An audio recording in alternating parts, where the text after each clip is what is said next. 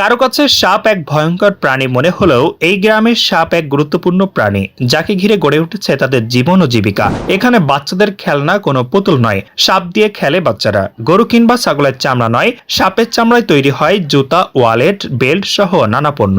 এখানেই শেষ নয়, সাপকে বোতলে ডুবিয়ে বানানো হয় বিশেষ মদ, আবার সাপের মাংস খাওয়া হয় নানা রেসিপি বানিয়ে। তাই হাঁস মুরগি নয়, পালন করা হয় সাপ। হায়েনের কাছের এই ছোট্ট গ্রামটি শুধু খাবার বা পণ্যের জন্য নয়, এর ঐতিহ্যের জন্য বিখ্যাত। স্থানীয়রা জানান 1100 শতকে এক সাহসী জেলে এক বিশালাকৃতির দানবকে হত্যা করেছিলেন, যা দেখতে সাপের আকৃতির মতো। সেদিন থেকেই এই গ্রামে সাপ মারার কাজ শুরু হয়।